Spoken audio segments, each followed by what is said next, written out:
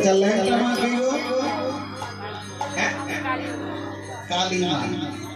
বলে আপনারা সনাতনীরা ল্যাংটা মায়ের পুজো করেন। বলে বাবা আমরা ল্যাংটা মায়ের পুজো করি কেন জানো? এখন মা যদি সন্তানকে বাঁচাতে গিয়ে গায়ের কাপড়টা খুলে যায় তাহলে কি মায়ের দোষ? আমাদের মতন জীবকে রক্ষা করার জন্য মাকে অসুর বিনাশ করতে যেতে হয়েছিল। মা তাণ্ডবিনী হয়ে অসুর বিনাশ করতে গিয়ে তার অঙ্গের বসনটা খুলে পড়ে গিয়েছিল, তাতে কি মায়ের দোষ? এমনি সময় যখন এত কিছু সবাই সাবাস সাবাস বললেন আর বললেন এই ভারতবর্ষের মধ্যে যদি থাকতে হয় একটাই ধর্ম শ্রেষ্ঠ, সেটা হলো সনাতন ধর্ম। এই ধর্ম ফেলে দিয়ে আবার মানুষ খ্রিস্টান ধর্মে যাচ্ছে, জানেন কত বড় আমাদের সনাতন ধর্মের অধমে হতো। ভাবা যায়? শোনো শোনো শোনো, আজকে না যদি আমরা এই সনাতনীরা এক হই তাহলে এই বাংলাদেশের যে অবস্থা, আমাদের এই ভারতবর্ষের সেই অবস্থা একদিন দেখতে হবে। আমরা হিন্দুরাই হিন্দুদের শত্রু হয়ে গেছি গো মা। একজনকে মারছে আর একজন দাঁড়িয়ে দাঁড়িয়ে দেখছে, কিন্তু মুসলমানদের তারা কি একজনকে যদি কেউ মারে তারা পুরো ঝাঁক এসে একবারে পড়ে যাবে। কিন্তু মানো আমাদের হিন্দু সনাতন ধর্মের সকলকে একতা হতে হবে, না হলে যে দিন আসছে দুর্দিন আসছে। আজ টিভিতে তো খবর পাচ্ছেন, প্রত্যেক দিন নিউজ দেখছেন, খবরে দেখছেন যে কি অবস্থা বাংলাদেশের, কি অবস্থা।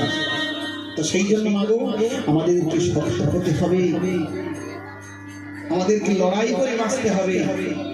এই ভারতবর্ষটা আমাদের, এই ভারতবর্ষটাকে রক্ষা করতে হবে আমাদের। যে ভারতবর্ষে জন্মগ্রহণ করেছিলেন ক্ষুদিরাম, এই বিবেকানন্দ, নেতাজি সুভাষচন্দ্র বসু, তারা আমাদের ভারতবর্ষটাকে স্বাধীন করে দিয়েছেন। স্বাধীন করে গিয়েছিল বলে আজ আমরা এত সুখে বেঁচে আছি। তাই মাগো তারা দেশের জন্য প্রাণ দিয়েছে, কিন্তু আমরাও যেন ঠিকভাবে সেই দেশটাকে রক্ষা করতে পারি। আমরা কোনো বিধর্মে যাব না, ব্যাধির জন্য কোনো বিধর্মে যাবেন না। আপনি ব্যাধির জন্য শ্রীমদ ভগবত গীতা পাঠ করুন, শ্রীমদ ভাগবত পাঠ শুনুন, সাধু সঙ্গ করুন, হরিনাম করুন, যত ব্যাধি আছে সব নির্মূল হয়ে যাবে।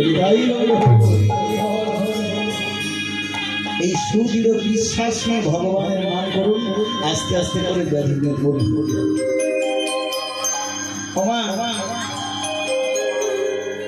প্রত্যেকের প্রারব্ধ কর্ম আমাদেরকে বহন করতে হয়, প্রত্যেকের প্রারব্ধ কর্ম আমাদের বহন করতে হয়। আমরা পৃথিবীতে যখন শিশু সন্তানরা আসি, কি নিয়ে আসি? হাত মুঠো করে নিয়ে আসি। আমি এসেছি, আপনারা সকলে এসেছেন, হাত মুঠো করে নিয়ে আসি। বারবার এই সন্তানের হাতটাকে খুলে দিলে কি করে? হাতটা সোজা হয় না মুঠোই থাকে? মুঠো থাকে। এই জীব আমরা যখন পৃথিবীতে আসি তখন কর্মফলের বোঝা নিয়ে আসি, এই হাত মুষ্টি করে দিই। আবার যাওয়ার সময় কি করি? হাতটা খোলা হয়ে থাকে। কেন? এখানেই কর্মফল সফল হয়ে আবার পরজগতে চলে যাচ্ছে, আবার একটা নতুন বাসনায় চলে যাচ্ছে। প্রত্যেকটা জীব, আমরা যেমন একটা জীর্ণ বস্ত্র পরিত্যাগ করি, একটা ছিঁড়ে যাওয়া বস্ত্রটাকে পরিত্যাগ করি, আবার নতুন বস্ত্র ধারণ করি। ভগবান আমাদের এই দেহটাই যখন আর ব্যবহার করা যাবে না, দেহটাই যখন বসবাস করা যাবে না, তখন পরমাত্মা রূপী ভগবান কি করে? এই দেহটা ছেড়ে আবার নতুন একটা দেহে, নতুন একটা মায়ের গর্ভে কিন্তু মাগো এই প্রারব্ধ কর্ম ফল কেউ কাউকে কখনো ছাড়ে না।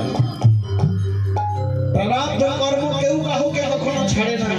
তাই আসুন এই প্রারব্ধ কর্মের ফলটা শুধু লাঘব হয়ে যাবে আপনি যদি কৃষ্ণ ভজন করতে পারেন।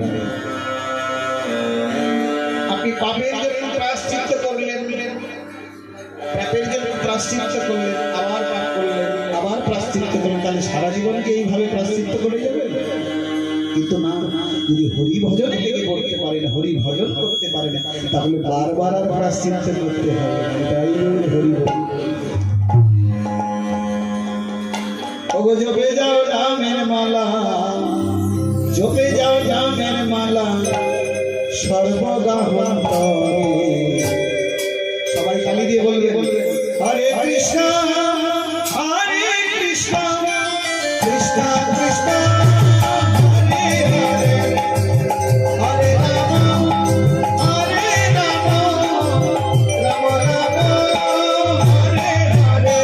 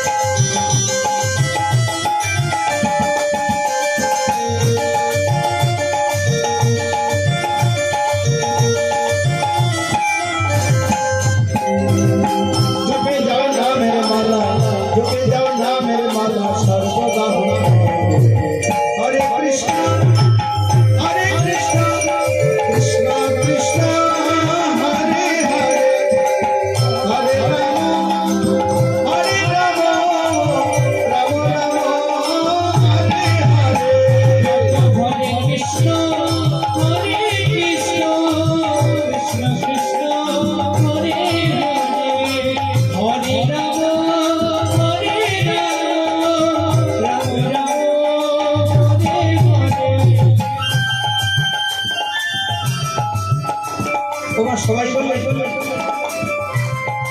যার যেমন গলা আছে। হরে কৃষ্ণ হরে কৃষ্ণ কৃষ্ণ কৃষ্ণ হরে হরে, হরে রাম হরে রাম।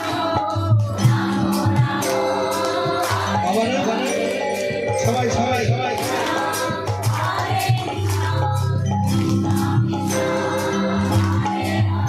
খুব সুন্দর।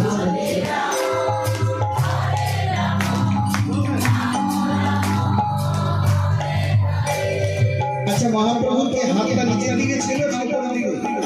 তাহলে হাত তুলে সবাই সবাই বলো হরে কৃষ্ণ হরে কৃষ্ণ কৃষ্ণ কৃষ্ণ হরে হরে, হরে রাম হরে রাম রাম রাম